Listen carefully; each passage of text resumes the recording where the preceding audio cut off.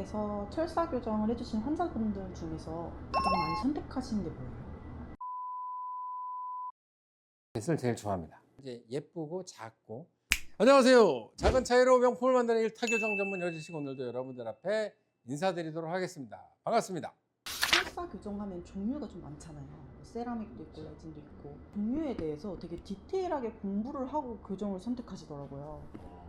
굳이 공부까지. 네, 막 많이 찾아보시는 것 같더라고요.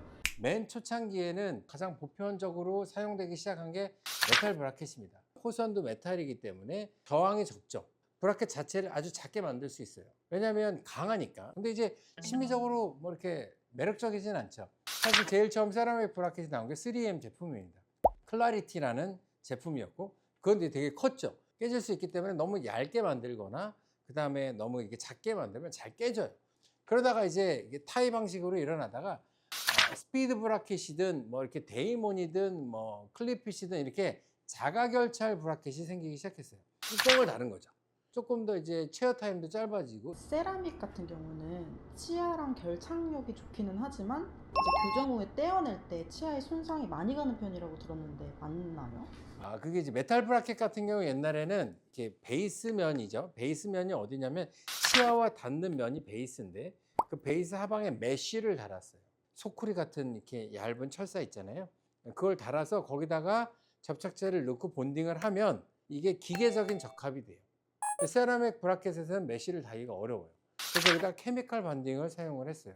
케미칼 번딩을 하면 미케니컬 번딩보다 훨씬 세요.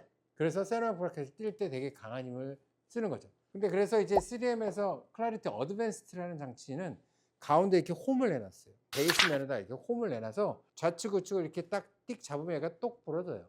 그래서 세라믹 브라켓이라고 해서 다 접착력이 반드시 세고 문제가 되지는 않는다. 그리고 요즘에 자가결찰로 하시는 분들도 많으신 것 같은데 네.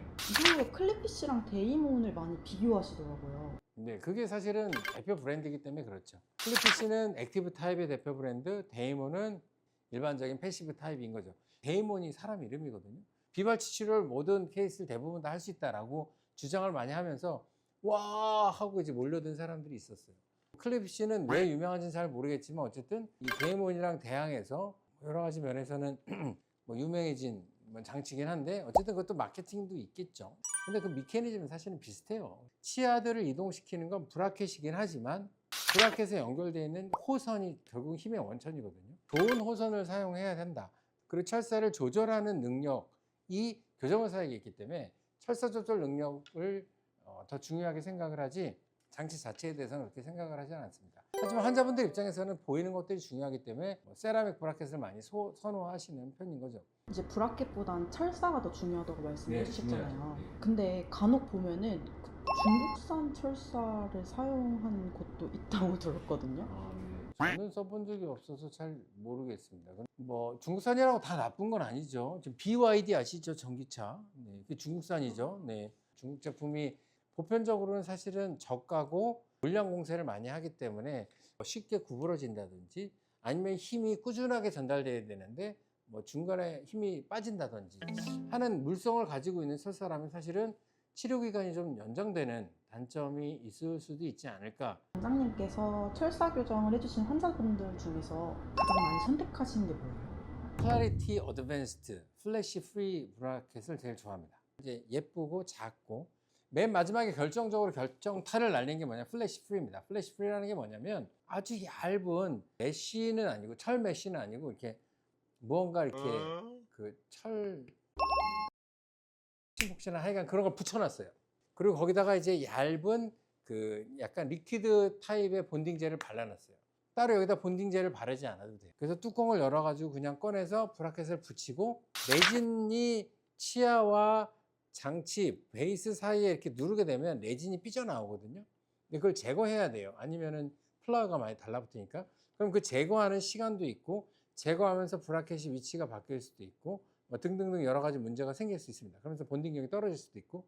그런데 얘는 이렇게 붙여서 큐어링을 하면 그냥 리퀴드이기 때문에 이렇게 쭉 퍼져나가요. 그래서 레진을 제거할 필요가 없으니까 본딩도 빠르고 탈락률도 좀 적은 편이고 그런 면에서는 사실 그걸 아주 결정타로 좋아하죠. 그래서 세라믹을 선택하는 분들은 대부분 다 그걸 하죠. 네, 감사합니다. 오늘은 브라켓과 철사의 비교 간단하게 설명드렸습니다. 브라켓은 사실은 심리적인 면에서 환자분들이 선택하는 것이지 치료 결과를 유도하는 데 도움이 된다라고 생각하지 않습니다. 장치는 1년 반, 2년, 3년 이렇게 교정 치료를 해야 되기 때문에 자기 라이프 패턴에 맞는 장치를 선택만 하시면 되고 나머지 치료 결과는 교정 의사에게 다 맡기고 하시면 좋을 것 같습니다. 좋아요, 댓글, 구독, 알림 설정 부탁드리겠습니다. 궁금하신 건 댓글 남겨주시면 제가 열심히 최선을 다해서 답변 드리도록 하겠습니다. 감사합니다.